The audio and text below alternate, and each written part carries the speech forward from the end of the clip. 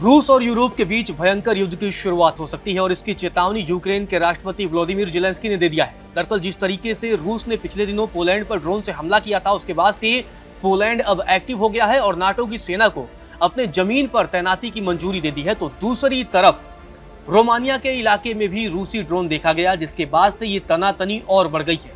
आपको बता दें कि रूस और यूक्रेन के बीच पिछले 3 सालों से अधिक समय से युद्ध जारी है और अब ये युद्ध रूस और नाटो के बीच होता हुआ भी दिख रहा है, क्योंकि जिस तरीके से नाटो के इलाके में, जी हाँ, पोलैंड में रूसी ड्रोन ने हमले की कोशिश की थी, उसके बाद से अब ये बड़ी खबर सामने आ रही है कि पोलैंड भी एक्टिव मोड में आ गया है और नाटो सैनिकों की तैनाती को मंजूरी दे दी है। तो जिसके बाद से अब बड़ा सवाल उठ रहा है कि क्या भयंकर युद्ध होने जा रहा है और अगर रूस और नाटो के बीच युद्ध होता है तो इसका नतीजा क्या होगा, इस पर पूरी दुनिया की नजरें रहेंगी, क्योंकि नाटो के साथ अमेरिका है और अमेरिका ही उसका मुखिया है। तो ऐसे में अगर नाटो के साथ रूस का युद्ध छिड़ता है तो भयंकर अंजाम देखने को मिलेंगे। दरअसल पोलैंड एक तरफ जहां अपनी सीमा में नाटो सैनिकों की तैनाती को मंजूरी दे रहा है, तो दूसरी तरफ रूस और बेलारूस मिलकर के संयुक्त साझा सैन्य अभियान कर रहे हैं, प्रैक्टिस कर रहे हैं। जी हाँ, तो ये तमाम तस्वीरें और ये तमाम घटनाएं अब दुनिया की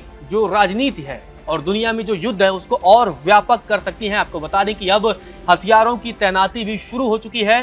तो इसी बीच यूक्रेन के राष्ट्रपति जेलेंस्की का बयान सामने आया है। उन्होंने ये बड़ी चेतावनी दी है और कहा है कि यूरोप की दहलीज तक युद्ध पहुंच चुका है। तो जेलेंस्की की तरफ से ये बड़ा बयान सामने आया है और कहा गया है कि आने वाले समय में यूरोप और रूस के बीच भी युद्ध शुरू हो सकता है। दरअसल आपको बता दें कि यूक्रेन के राष्ट्रपति जेलेंस्की ने कहा है कि रोमानिया की सीमा में रूसी ड्रोन घुसपैठ को उन्होंने युद्ध विस्तार करार दिया है। जेलेंस्की ने चेतावनी दी है कि आने वाले दिनों में ये लड़ाई अन्य यूरोपीय देशों तक भी फैल सकती है। तो इसी बीच पोलैंड के राष्ट्रपति करोल नौरोकी का भी बयान सामने आया है और उनकी तरफ से कहा गया है कि रूस की हरकतों के बाद देश को मजबूत सुरक्षा की जरूरत है।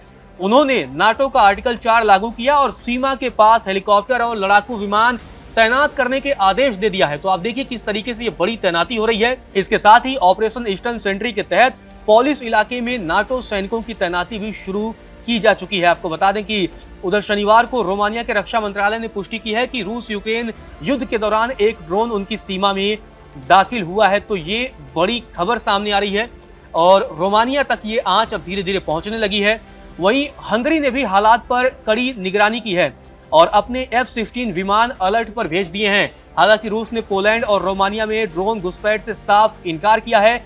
मॉस्को के प्रवक्ता की तरफ से जो बयान सामने आया है उसके तहत कहा गया है कि ये ड्रोन दरअसल यूक्रेन की ओर से छोड़े गए थे और रूस के यूक्रेन आक्रमण के बाद आपको बता दें ये पहली बार है जब सीधे तौर पर नाटो के साथ रूस की तनातनी होती दिख रही है।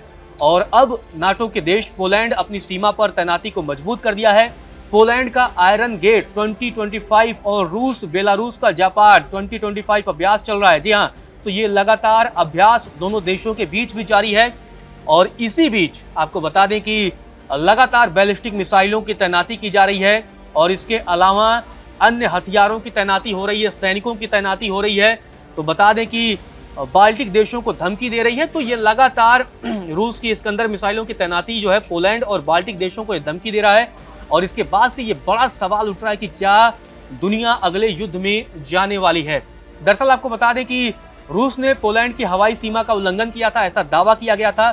दरअसल ये दावा किया गया कि 10 सितंबर को 21 रूसी ड्रोन पोलैंड में घुसे थे जो यूक्रेन पर हमलों के दौरान भटके या जानबूझकर भेजे गए, ये ऐसा दावा किया गया। हालांकि ये ड्रोन बिना हथियारों के थे, लेकिन उसके बाद से ये बड़ा दावा किया गया था कि पोलैंड ने इन ड्रोन को मार गिराया था। और इस पूरे मसले पर पोलैंड के विदेश मंत्री राडोस्लाव सिरोस्की का बयान भी सामने आया था। उन्होंने कहा था कि हमने 3 ड्रोन मार गिराए हैं, एक को नुकसान पहुंचा है। तो ये बड़ा बयान वहां से भी सामने आया था। और अब लगातार जिस तरीके से दोनों देशों की सैन्य तैयारियां चल रही हैं, क्योंकि आयरन गेट 2025 ये तैयारी है पोलैंड की तरफ से किया जा रहा है, रक्षा अभ्यास चल रहा है। तो दूसरी तरफ जापाड 2025 रूस और बेलारूस के बीच अभ्यास चल रहा है। तो आपको बता दें कि आयरन डिफेंडर अभ्यास शुरू किया है पोलैंड ने, जिसमें 40,000 सैनिक बेलारूस और आपको बता दें कि कालीन निगरदास सीमा पर तैनात होंगे। तो अपना पोलैंड ने सीमा को भी बंद कर दिया था। 11 सितंबर को ये फैसला लिया गया था और तब डोनाल्ड टस्क की तरफ से, जो कि पोलैंड के प्रधानमंत्री हैं, उनकी तरफ से ये बड़ा बयान सामने आया था। उन्होंने कहा था कि रूस बेलारूस के आक्रामक अभ्यास की वजह से सीमा बंद करने का फैसला लिया गया है। तो अब ये बड़ा सवाल उठ रहा है। और दूसरी तरफ रूस का एक इलाका है कालिनिनग्राद, आपको बता दें ये छोटा सा इलाका है और ये पोलैंड और लिथुआनिया के बीच है। और यहाँ से रूस इस्कंदर-M बैलिस्टिक मिसाइलों की तैनाती रूस ने की है।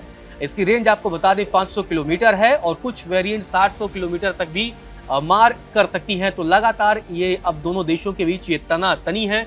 अब इसके बाद एक बड़ा सवाल ये आता है कि आखिर कौन कौन से इलाके, अगर रूस और पोलैंड के बीच एक नई जंग छिड़ती है तो क्योंकि अगर सीधे तौर पर जाएंगे, पोलैंड के साथ रूस युद्ध में जाता है तो नाटो के देश भी नाटो के आर्टिकल 5 के तहत वो युद्ध के मैदान में उतर जाएंगे और ये युद्ध जो है व्यापक हो जाएगा। और इस युद्ध की अगुवाई जो है कहीं ना कहीं फिर रूस और अमेरिका के बीच देखने को मिलेगी, क्योंकि नाटो का अगुवा अमेरिका है और अगर एक नाटो देश पर हमला होता है तो ये सभी पर हमला माना जाएगा। तो ऐसे में ये बड़ा भयानक युद्ध हो सकता है। आपको बता दें कि अब कौन कौन से इलाके हैं खतरे में आएंगे, ये बड़ा सवाल होता है। इसमें लिथुआनिया है और इसके अलावा लातविया है, एस्टोनिया है, पोलैंड है, जर्मनी और डेनमार्क भी कई हिस्से इसके प्रभावित होंगे। स्वीडन भी प्रभावित होगा। आपको बता दें कि बर्लिन और स्टॉकहोम 100 किलोमीटर दूर है, लेकिन ये खतरे से थोड़ा बाहर है। लेकिन लगातार आपको बता दें कि ये एक बड़ा सवाल रहेगा कि क्या अब रूस और पोलैंड के बीच युद्ध होगा। हालांकि अब संभावना कम है, ज़्यादा है, ये देखना दिलचस्प होगा, क्योंकि दोनों देशों के बीच अब तनातनी देखने को मिल रही है। लगातार सैन्य अभ्यास जारी है। अब इसके बाद क्या कुछ होता है उस पर हमारी नजरें बनी हैं और क्या ये सिर्फ अभ्यास तक सीमित रहने वाली चीज़ है या फिर आगे ये युद्ध में कन्वर्ट होगा, ये देखना अभी दिलचस्प होगा।